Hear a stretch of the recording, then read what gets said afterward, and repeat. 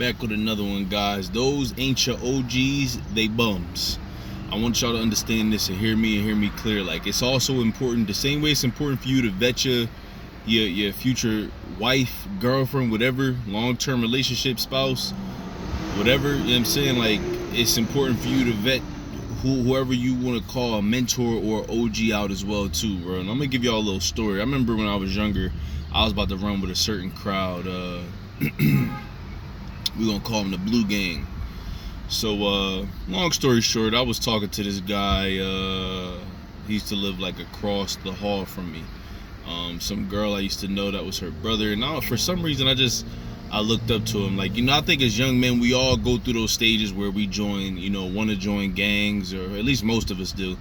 We want to join gangs. We want to be accepted by the wrong type of people. We want to be in certain crowds. We want to be in the streets because that's the girls like the bad boy and everything like that. And like, bro, I tried everything in my power to be an ain't shit nigga, and you know, and it almost got me in a wreck.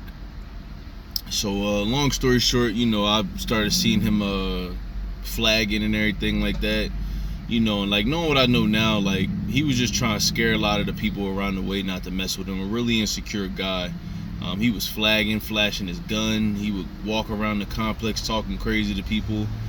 So I'm thinking, like, you know, like this the dude right here, like he liked that. And you know, he used to call himself a certain name, but I don't even want to say the name because I don't want to restart nothing. Not that I'm scared of him, I just don't really want to have to beat him up.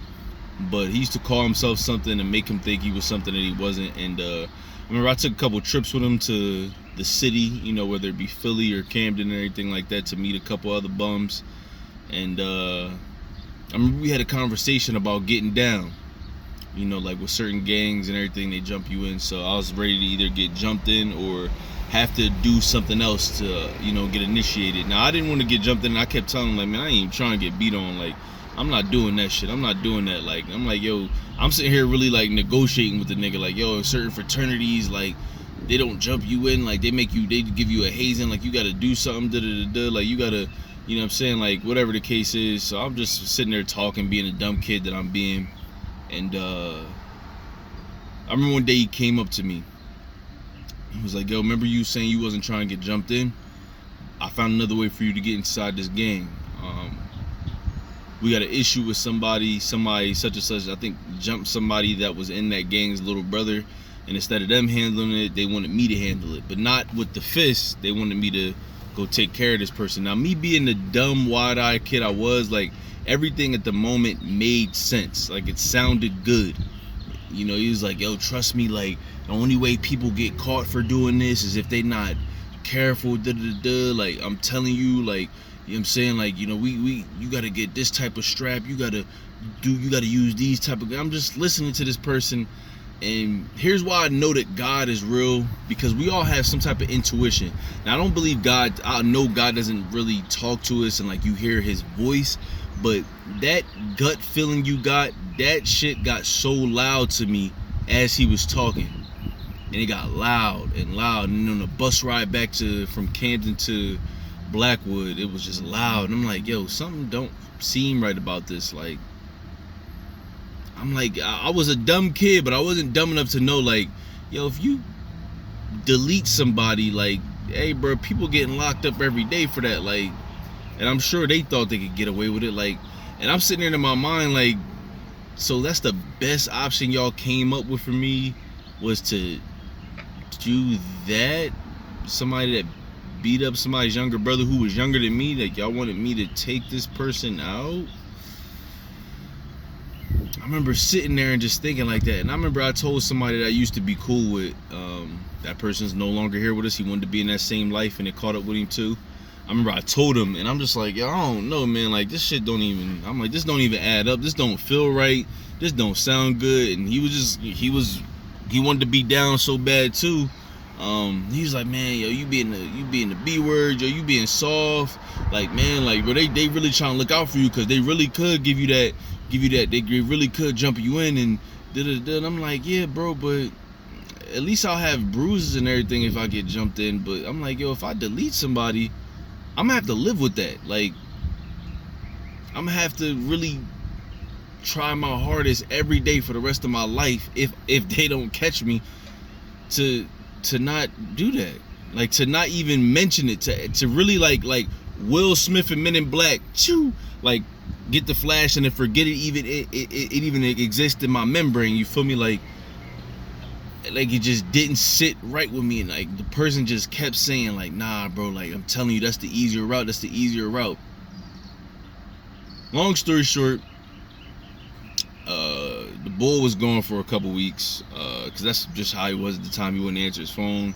I would knock up, and like I said, looking back on it now, I understood like what he was doing. Like, I was a young dumb kid pestering him, trying to be something I wasn't. And when I finally seen him again, I'm like, yo bro, I ain't even trying to do that, man. And he was like, nah, I'm telling you, like, you can reach OG status, and like say it take certain niggas like 7 to 10 years to be an OG, and by the time that happened, you know what I mean, most of them do it wrong, so they get locked up or they get murked, and all they got is a t-shirt. I'm telling you, like, you got potential. And look, people always been telling me I have potential to do great things. I have a voice, and you know what I'm saying, like, so I was never mad at that. But I'm just thinking, like, I got all this potential, and just think about it, like, you're asking me to do something that just don't make sense. Like, I got enough sense to know, like, hey bro, like, and I used to watch the first 48 a lot too, so I'm just like, hey bro, like, that don't make sense. So he was like, yo, think about it, like, but you only got 24 hours or we not gonna fuck with you.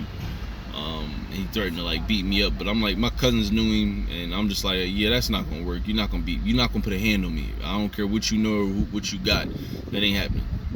So his older brother, now he ain't about much else, but he's not on that path neither.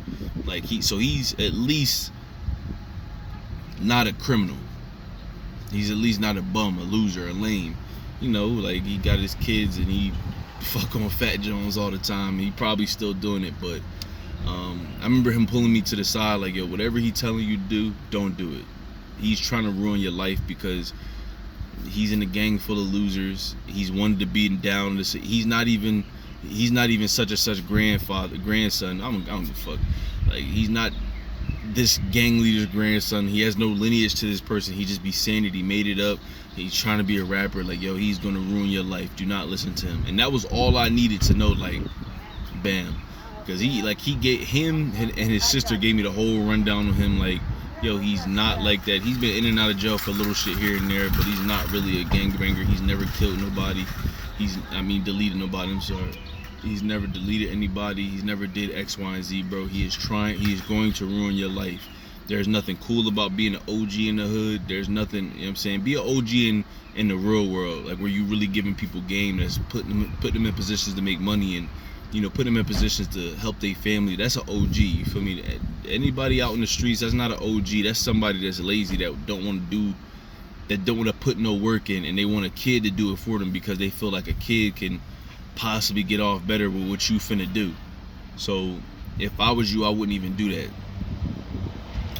And like, after that conversation I had with both of them, seen them again, but like, I noticed like this time I seen him more frequently. So he's like, yo, you think about what I said? And I said, nah, I'm not doing it, bro. I ain't telling him I had to talk with his brother, but I'm just like, nah, I'm not doing it, bro. Like, I should have let y'all jump me in, but I'm glad I didn't even let y'all do that with me, because my thing is, if his brother said it the best, he said, yo, if it was really gang the way they said they was, like, he didn't say gang because people wasn't saying that, but if there was really a gang the way they said they was, do you think they'd have let you talk them out of jumping you in? Do you think they'd have let you negotiate? It's either you getting jumped in or you got to take somebody out. Like, they really sat there trying to figure out the best way for you to get in without getting jumped in. Do you think they would have let you do that? And if they was really about it, they'd have just killed you, dumped your body, they'd have just deleted you, dumped your body somewhere, and that'd have been that. You know what I'm saying? So I told him, and he was all mad, yelling and all this nonsense, you know, because we wasn't at my building, we was at a different building when I seen him. I was taking the trash out, and yeah, that was the last time I saw him. And looking back on it, bro, he was a lame. He's still not doing nothing with his life. Actually, he went through a period where he was trying to go to community college to play basketball, and The last time I saw him, he wasn't doing nothing with himself at all. Like, and I'm just sitting here like, wow. Like, it be times I be thinking about that. Like, yo, what if I was actually one of those kids that actually did it and would have been sitting in court facing 25 to life over something so stupid, over a bunch of people that could give a rat's ass about me. Like,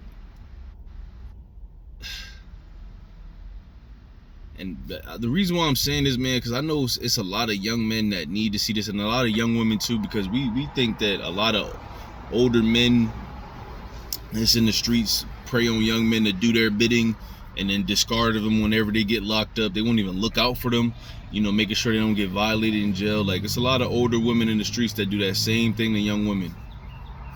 Hell, sometimes not even the street. Look at just the Maxwell lady. You know what I'm saying? Like, and I'm just like, yo, bro, like, I be seeing a lot of times, like, these young boys getting locked up at 13, 14. Now, granted, some of them is stone cold killers. Like, some of them, like, but a lot of them, man, like, they got led down the wrong path, and before their life can even get started, it's over. Like, that's crazy to me, bro. And I just be thinking, like, damn, like, yo, that really could have been me, a good kid, you know, not the richest house. We struggled a lot, you feel me? But just trying to fit in and just trying to find my tribe, and almost stumbled into the wrong tribe and ruin my life. You know what I'm saying? Like, and I think back on that so many times, y'all. Like, just like, damn, like, yo, at least I don't have to be in a cell thinking about what if I'd have did this. At least I don't have to be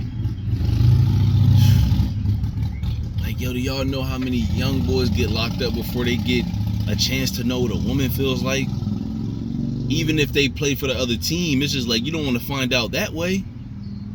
Like, bro, like, you gotta fight for your man. I'm not trying to be around nobody that's pooping out in the open in front of me. I'm not trying to be in no situation where I gotta shower around another man. And I'm just like, bro, it's young boys, young men that's getting led astray because they got either abandonment issues, they're looking for love in the wrong places, you know, they're looking for family in the wrong places, and, you know, a lot of people prey on that, bro. And yeah, bro, it just breaks my heart when I see it. Like, bro, a lot of these young boys getting football numbers, crashing out for old lames, old bums that ain't got nothing to show for it besides something that they may have put in, some work that they may have put in back in the day. And that's not how I want to be remembered. And I thank God every day that I had, like, at least older people around me. Like, y'all remember that part in the Bronx Tale where C was in the car, they was about to go throw the cocktail in that those black guys, was it a diner or something? And the whole time he thinking about what his dad would say, what the old Italian dude would say, and he was just like, yo, I gotta get up out of here, man. Like, and the car finally stopped, and the bull pulled up. It's like, see, get out. And he was like, he didn't even hesitate. He just got out because he really didn't want to do it. Like, I'm glad I had the wherewithal, and not even the wherewithal, but just the people around me that I didn't want to let down. Had I have done something like that, bro. Because my thing is, like, yo, like, what a lot of people don't understand, when you locked up, you gotta just go through a lot of stuff that you just can't even be there for. Birthdays, parents and family members and loved ones are gonna pass away. Like, certain people gonna move on. Like, society gonna move on. There's certain things that's happening outside of jail that, like, I be feeling for some of them people that get out, because it's just like, damn, the world really changed this much. It's like, yeah, like, y'all see Wallow and Wallow killing it, but yo, look at all the dudes that's getting out. Ain't a lot of Wallows. Ain't a lot of Wallows, bro. You feel me? So I'm thinking, like, young men, young women, before you make that decision that could really change your life in one of the worst ways, if you gotta think twice about it, don't do it. I don't care if they call you a lame, scared. I don't care if they stroll you. At least you gonna be free. At least you got another chance to fight to be better. Like, I'd rather be out here broke but trying to get better each and every day the legal way, as opposed to doing what they do, because it's a very short shelf life. And nobody's gonna guilt trip me into into thinking otherwise. That's just me. Whew. That's my best for today, man. I really appreciate y'all. I love y'all. And yeah, hopefully, like I said, man, we need to start thinking for ourselves. But to all the young bucks out there, man, just it ain't worth it. It ain't worth it, man. It's really not worth it.